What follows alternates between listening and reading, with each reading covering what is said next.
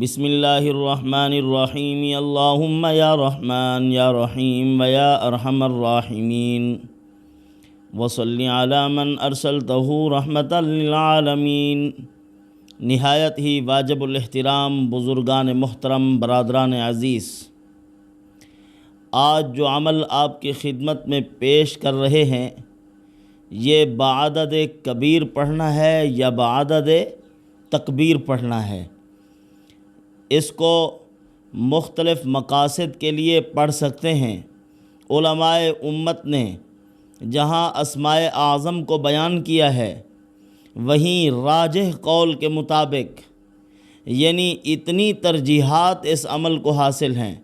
بڑے بڑے محدث، بڑے بڑے اولیاء، بڑے بڑے صوفیاء وقت کے کتب اور ابدال نے اسی کو اسم اعظم قرار دیا ہے۔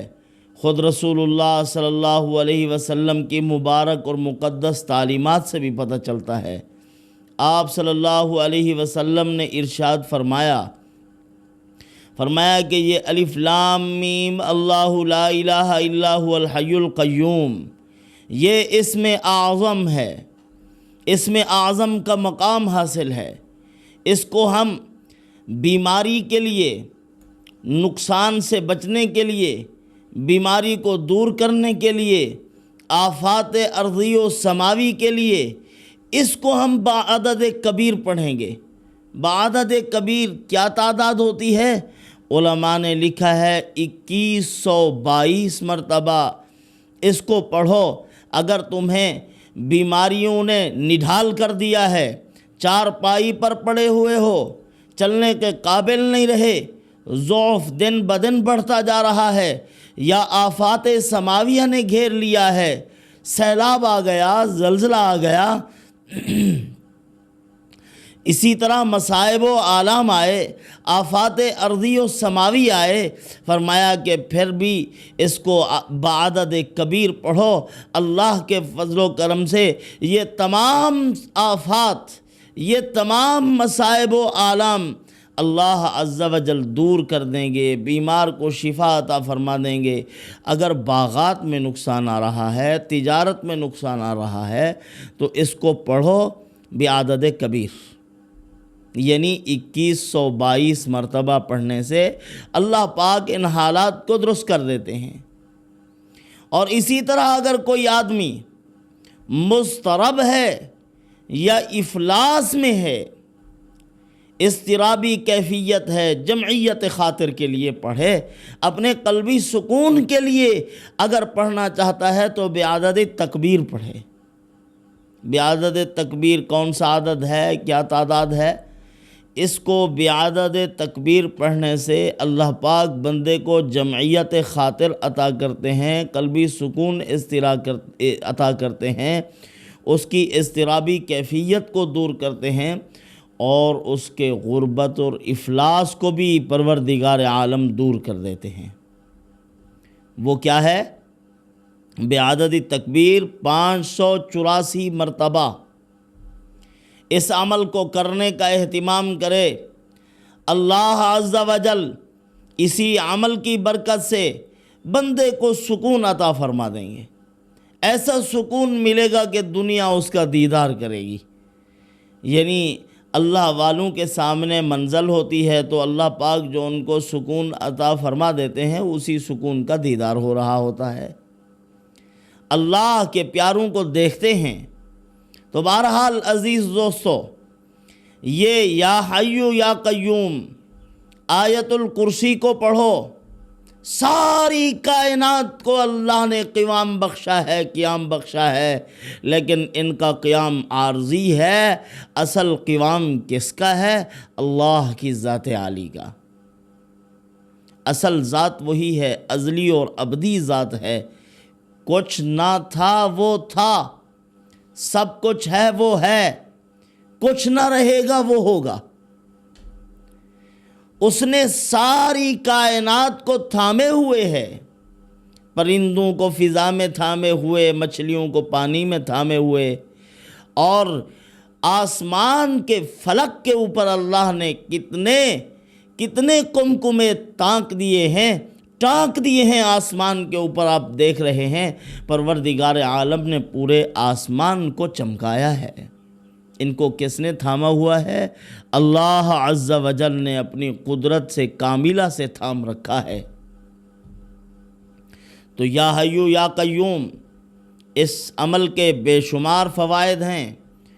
بعض علماء نے فرمایا یا لطیف اسم اعظم، بعض نے فرمایا یا حنان یا منان یا ذوالجلال والاکرام اسم اعظم، بعض علماء نے لکھا ہے یا حیو یا قیوم اسم اعظم، راجح قول کے مطابق یہی اسم اعظم۔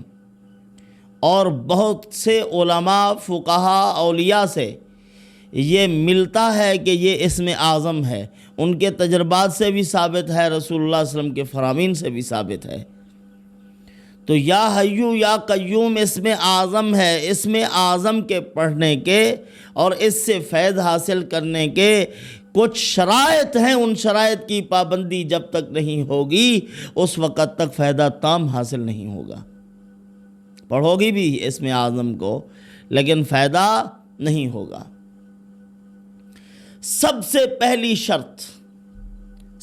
پہلی شرط اس عمل کو کرنے کی یہ ہے، آپ جس مقصد کے لیے کر رہے ہیں مقصد جائز ہونا چاہیے، اور جس شخص کے لیے کر رہے ہیں اس کا اہل ہونا ضروری ہے۔ نااہل کے لیے کبھی اس عمل کو نہ کرو۔ بعددی تکبیر پڑھ رہے ہو یا بعددی کبیر پڑھ رہے ہو اور بار بار پڑھتے ہو، کثرت کے ساتھ ورد کرتے ہو، لیکن پڑھنا اس کے لیے چاہیے جو اہل اور مستحق ہو۔ اگر اہل اور مستحق نہیں ہے کبھی بھی اس کے لیے اس عمل کو نہ کرو۔ ہدایت کی دعا کرتے رہو۔ اور دوسری شرط اس کی یہ ہے، جب اس عمل کو کر رہے ہو تو پھر عمل کو کرتے ہوئے غیر اللہ کا قلب سے گزر بھی نہ ہو، اللہ کے علاوہ کا تصور بھی نہ ہو، اسباب بھی دماغ میں نہ ہو، کسی جھوٹا سہارا کسی کا وہ بھی قلب میں نہ آئے۔ یعنی انسان کی ایک متزلزل کیفیت جو ہوتی ہے، مذبذب کیفیت جو ہوتی ہے، جو منافقین کا خاصہ ہے کہ پتہ نہیں اونٹ کس کروٹ بیٹھتا ہے، دائیں بیٹھتا ہے کہ بائیں بیٹھتا ہے۔ اگر یہ شک کی کیفیت ہے تو پھر فائدہ نہیں ہوگا۔ معاملہ اگر اللہ کی ذات کے ساتھ ہے تو پھر شک کیوں؟ اور تیسری شرط یہ ہے کہ پڑھنے والے کا عقیدہ مضبوط ہونا چاہیے۔ کسی قسم کی جھوٹے عقیدے کی آمیزش، کسی کو مؤثر بالذات سمجھنا، کسی سے امیدیں لگانا، یہ نہ ہو۔ پڑھنے والے کا عقیدہ صاف ستھرا ہو، جس عقیدے کو اللہ پسند کرتے ہیں، اور وہ عقیدہ جو تواتر کے ساتھ رسول اللہ صلی اللہ علیہ وسلم کے بعد صحابہ کرام، تابعین، تبع تابعین، اولیاء امت ان کا چلا آ رہا ہے، انہی عقائد پر کاربند ہو کر پختگی کے ساتھ عمل کرو، اللہ پاک نتائج مرتب کریں گے۔ اور اسی طرح چوتھی شرط، پڑھنے والے پر کسی کا حق نہ ہو۔ ظالم ہے، ظلم کرتا ہے، عمل بھی کرتا ہے، کسی کا حق دباتا ہے، عمل بھی کرتا ہے، کہتا ہے میرے پاس اسم اعظم ہے۔ کیا آپ کے پاس اسم اعظم ہے؟ کچھ بھی نہیں ہے آپ کے پاس۔ آپ یا مالک کر کے پکارتے رہو، اللہ پاک رد کرتے رہیں گے۔ آپ کے پاس کوئی مقبول عمل نہیں ہے۔ آپ جب خود مقبول نہیں ہیں، آپ کے اوپر حقوق ہیں، اور حقوق اللہ حقوق العباد کا پابند ہو، اس میں کسی قسم کی کوتاہی کرنے والا نہ ہو۔ چھٹی شرط اور کڑی شرط، اور اس دور کے اعتبار سے بہت کڑی شرط ہے۔ برادران عزیز، اس پر عمل کر کے آپ تب جا کر عمل میں پختگی حاصل کر سکتے ہو اور عمل کے فوائد و برکات حاصل کر سکتے ہو۔ یہ شرط کیا ہے؟ حرام تو درکنار، مشکوک اور مشتبہ مال کے بھی قریب نہ جاتا ہو۔ حرام تو دور، اس سے بچے، اپنے پیٹ کو پاک رکھے۔ فرمایا دن قیامت کے فرشتے کہیں گے، دنیا میں بھی اللہ نے اعلان فرمایا اپنے قرآن میں، فَأْذَنُوا بِحَرْبٍ مِّنَ اللَّهِ وَرَسُولِهِ، اگر تم حرام خور ہو، سود سے باز نہیں آ رہے، تو پھر تلوار نکالو اور جنگ کے لیے کھڑے ہو جاؤ، اب تمہاری اور میری جنگ ہے۔ اور دن قیامت کے فرشتے کہیں گے، ارے آستینیں چڑھا لو، آؤ مقابلے کے لیے، میدان بھی حاضر ہے اور گھوڑا بھی حاضر ہے، آؤ کرو مقابلہ۔ تو اس الٹیمیٹم کو کون قبول کرے گا؟ اسی وقت کہیں گے فرشتے کہ آؤ، جہنم کی شکل میں تقابل ہے تمہارے ساتھ، گھسیٹ کر جہنم میں ڈالیں گے جو حرام خور ہیں۔ اسی لیے عصر حاضر میں اللہ کا ولی وہی ہے جو 5 وقت نماز پڑھتا ہے، رزق حلال کھاتا ہے، اس کی دعائیں بھی اللہ کے ہاں مقبول ہوں گی، اور وہ اللہ کے مقبول بندوں میں شامل ہے۔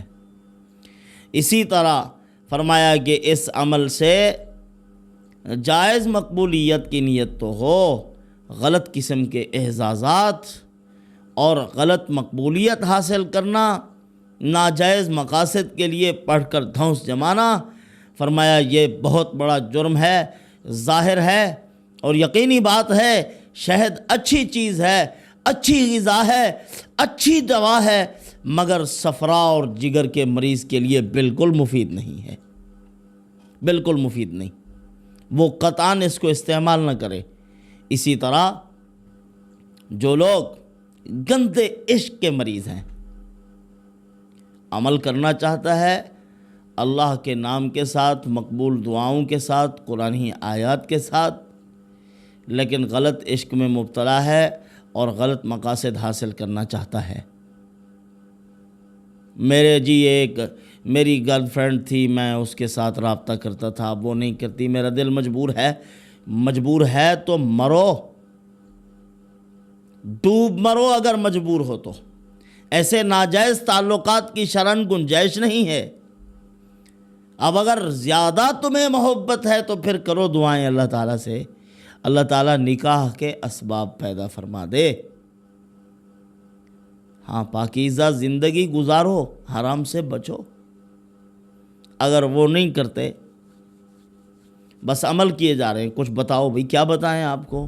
آپ کا کام ہی ناجائز ہے، حرام ہے، قطعاً آپ کے لیے کوئی عمل مفید نہیں۔ آپ اہدنا الصراط المستقیم پڑھو، اللہ تعالیٰ سے صراط مستقیم اور ہدایت کو طلب کرو کہ اللہ آپ کو ہدایت عطا فرما دے۔